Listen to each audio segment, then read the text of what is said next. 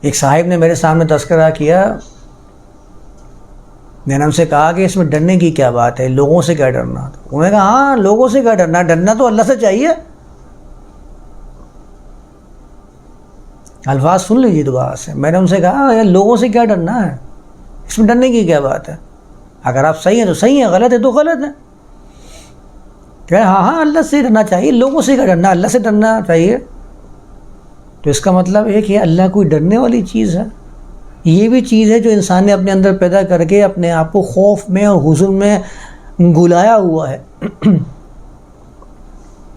اللہ کیا object of fear ہے؟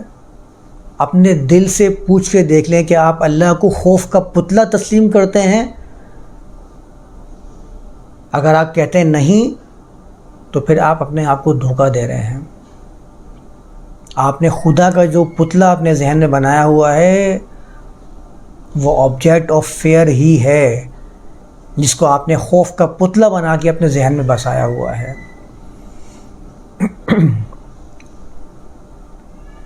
ڈرا اس سے جاتا ہے کہ جس کا مشاہدہ کرنا ممکن ہو، اور ہم نے اپنے ذہن میں جو خوف پالے ہوئے ہیں یہ وہ خوف پالے ہوئے ہیں جن کا مشاہدہ ہمارے لیے ممکن نہیں تھا۔ تو لازمی طور پر آپ کے ذہن میں ایک تصور آنا شروع ہوگا ایسے لوگوں کے بارے میں، ایسی ذاتوں کے بارے میں کہ جن کو آپ دیکھ نہیں سکتے ہیں، لیکن ڈر آپ کے ذہن میں پیدا کر دیا گیا ہے۔ کیوں بناتے ہیں جنوں کی بھوتوں کی تصویریں؟ بتائیں مجھے، دیکھا تو آپ نے ان کو بھی نہیں ہے۔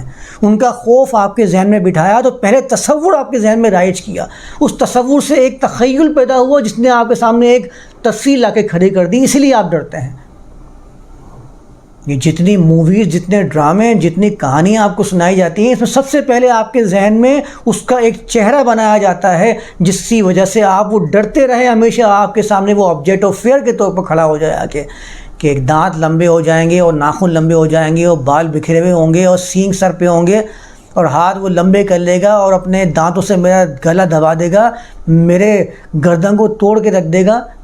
یہ تصور آپ کے ذہن میں پہلے پیدا کیا جائے گا جب وہ آبجیکٹ آف فیئر بن سکتا ہے، ورنہ نہیں بن سکتا۔ آپ نے اللہ کو بھی آبجیکٹ آف فیئر بنایا ہے تو پہلے آپ نے اس کا پتلا اپنے ذہن میں بنایا کہ اللہ ایسا ہے اور ایسا کرتا ہے۔